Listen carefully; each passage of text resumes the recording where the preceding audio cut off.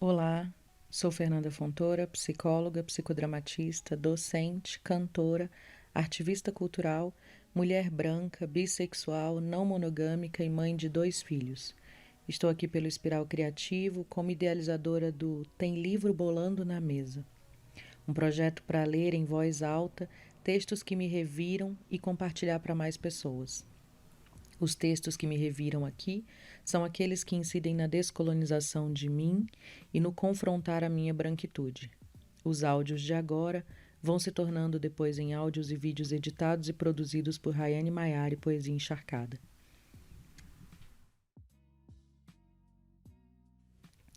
Grada Quilomba, Memórias da Plantação, Editora Cobogó, Capítulo 1, A Máscara, Colonialismo, Memória, Trauma e Descolonização, Parte 2, A Ferida. O termo ferida é derivado do grego trauma, Laplanche, Pontales, 1988, e este é o sentido que eu uso aqui, ferida como trauma. Dentro dessa infeliz dinâmica, o sujeito negro torna-se não apenas a outra, o outro, o diferente em relação ao qual o eu da pessoa branca é medido, mas também outridade, a personificação de aspectos repressores do eu do sujeito branco. Em outras palavras, nós nos tornamos a representação mental daquilo com que o sujeito branco não quer se parecer. Toni Morrison, 1992, usa a expressão dessemelhança. N.T. A expressão usada pela escritora Toni Morrison é unlikeness, para descrever a branquitude como uma identidade dependente que existe através da exploração da outra, do outro, uma identidade relacional construída por brancas, brancos, que define elas, eles mesmos, mesmas, como racialmente diferentes das outras, dos outros. Isto é, a negritude serve como uma forma primária de outridade, pela qual a branquitude é construída. A outra, o outro, não é outra, outro por si. Ela, ele, torna-se através de um processo de absoluta negação. Nesse sentido, Frantz Fanon, 1967, página 110, escreve: o que é frequentemente chamado de alma negra é uma construção do homem branco. Essa frase nos relembra que não é com o sujeito negro que estamos lidando, mas com as fantasias brancas sobre o que a negritude deveria ser. Fantasias que não nos representam, mas sim o imaginário branco. Tais fantasias são aspectos negados do eu branco, reprojetados em nós, como se fossem retratos autoritários e objetivos de nós mesmas, nós mesmos. Elas não são, portanto, de nosso interesse. Eu não posso ir ao cinema, escreve Fanon. Eu espero por mim. 1967, página 140.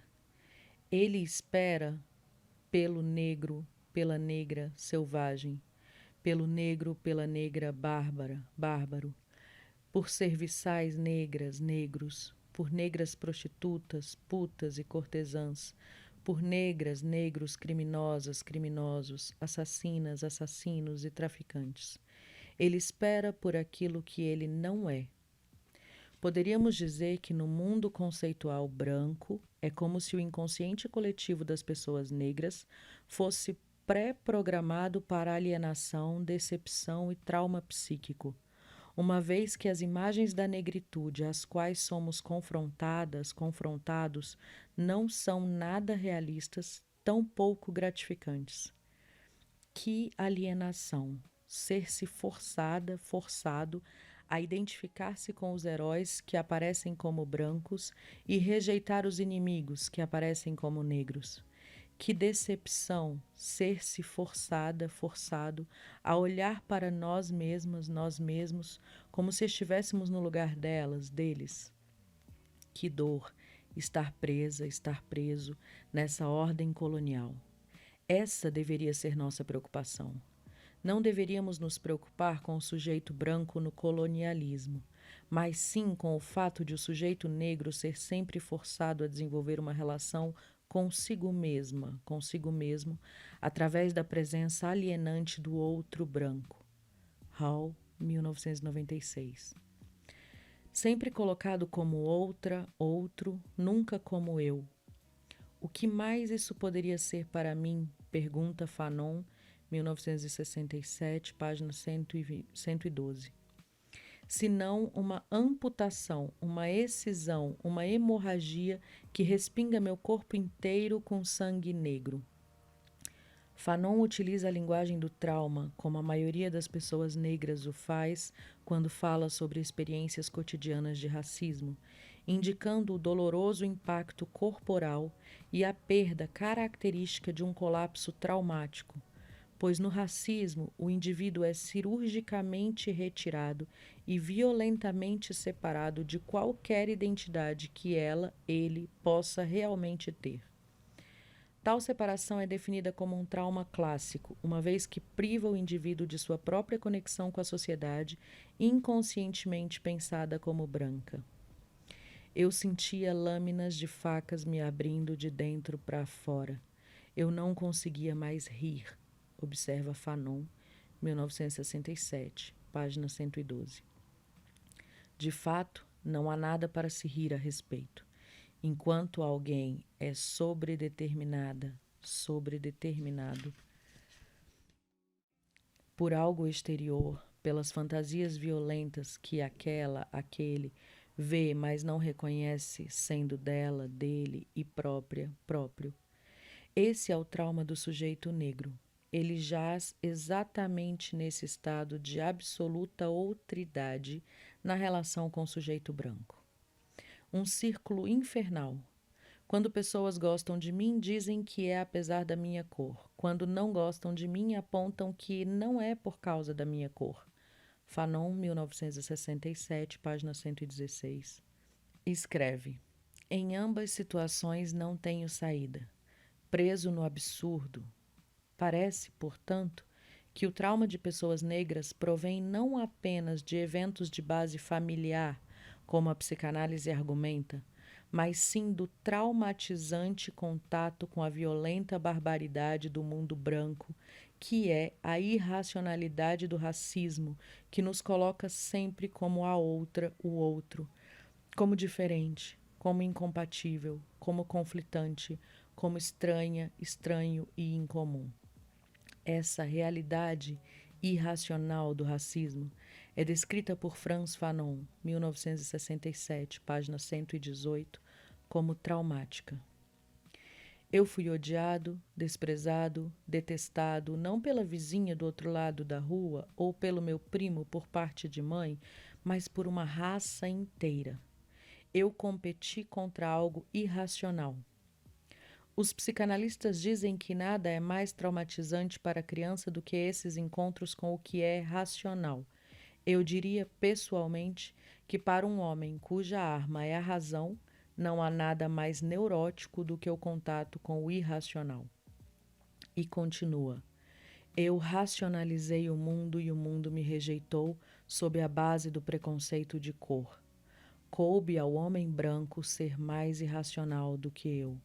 Fanon, 1967, página 123. Aparentemente, a irracionalidade do racismo é o trauma. Falando do silêncio. A máscara, portanto, levanta muitas questões. Por que deve a boca do sujeito negro ser amarrada? Por que ela ou ele tem de ficar calado?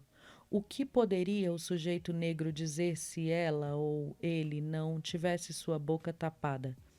E o que o sujeito branco teria de ouvir? Existe um medo apreensivo de que, se o sujeito colonial falar, a colonizadora, o colonizador terá de ouvir. Seria forçado a entrar em uma confrontação desconfortável com as verdades da outra, do outro. Verdades que têm sido negadas, reprimidas, mantidas e guardadas como segredos. Eu gosto muito deste dito, mantido em silêncio como segredo. Essa é uma expressão oriunda da diáspora africana e anuncia o momento em que alguém está prestes a revelar o que se presume ser um segredo. Segredos como a escravização, segredos como o colonialismo, segredos como o racismo. O medo branco de ouvir o que poderia ser revelado pelo sujeito negro pode ser articulado com a noção de repressão de Sigmund Freud, uma vez que a essência da repressão, segundo o mesmo, encontra-se simplesmente em afastar-se de algo e mantê-lo à distância do consciente. Freud, 1923, página 17. Esse é o processo pelo qual ideias e verdades desagradáveis se tornam inconscientes, vão para fora da consciência devido à extrema ansiedade, culpa ou vergonha que causam. Contudo, enquanto enterradas no inconsciente como segredos, permanecem latentes e capazes de ser reveladas a qualquer momento. A máscara, vedando a boca do sujeito negro, impede-o de revelar tais verdades, das quais o senhor branco quer se desviar, manter a distância, nas margens, invisíveis e quietas. Por assim dizer, esse método protege o sujeito branco de reconhecer o conhecimento da outra, do outro, uma vez confrontado com verdades desconfortáveis dessa história muito suja. Em inglês, Dirt History, frase frequentemente usada pela escritora Toni Morrison para descrever seu trabalho artístico quando argumenta que sua escrita traz à tona os assim chamados negócios sujos do racismo, 1992. Uma vez confrontado com verdades desconfortáveis dessa história muito suja, o sujeito branco comumente argumenta não saber, não entender, não se lembrar, não acreditar ou não estar convencido. Essas são expressões desse processo de repressão no qual o sujeito resiste, tornando consciente a informação inconsciente. Ou seja, alguém quer fazer e manter o conhecido desconhecido. A repressão é, nesse sentido, a defesa pela qual o ego controla e exerce censura em relação ao que é instigado como uma verdade desagradável.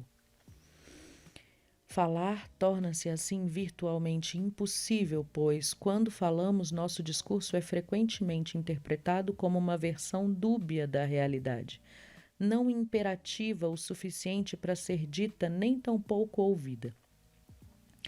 Tal impossibilidade ilustra como o falar e o silenciar emergem como um projeto análogo. O ato de falar é como uma negociação entre quem fala e quem escuta, isto é, entre falantes e suas interlocutoras, seus interlocutores. Castro Varela e Dawan, 2003. Ouvir é, nesse sentido, o ato de autorização em direção ao falante. Alguém pode falar somente quando sua voz é ouvida. Nessa dialética, aqueles que são ouvidos, são também aqueles que pertencem. E aqueles que não são ouvidos, se tornam aqueles que não pertencem. A máscara recria esse projeto de silenciamento e controla a possibilidade de que colonizados possam um dia ser ouvidos e, consequentemente, possam pertencer. Durante um discurso público, Paul Gilroy descreve 5 mecanismos distintos de defesa do ego pelos quais o sujeito branco passa a fim de ser capaz de ouvir, isto é, para que possa se tornar consciente de sua própria branquitude e de si próprio como perpetrador do racismo.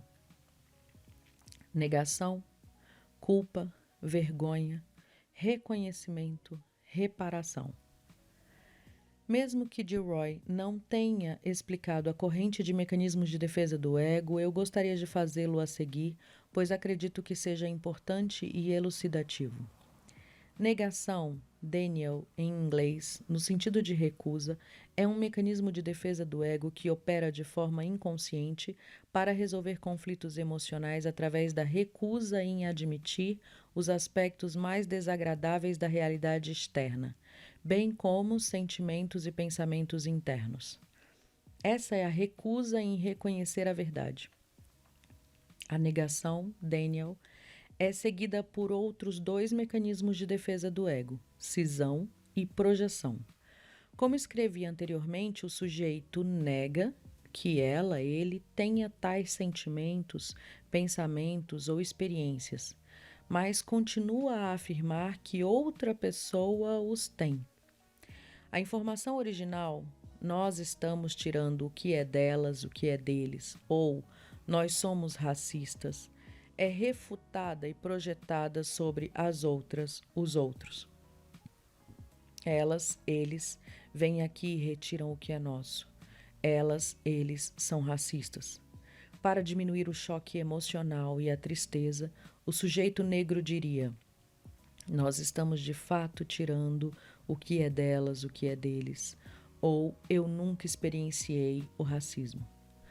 A negação, denial, é frequentemente confundida com negação, negation, em inglês, no sentido de formulação na negativa.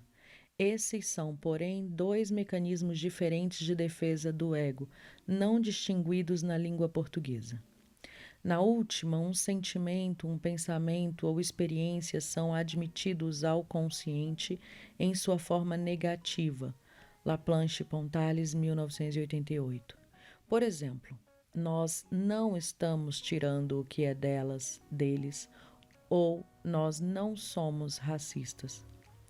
Aqui a negação vem com a culpa, a emoção que segue a infração de uma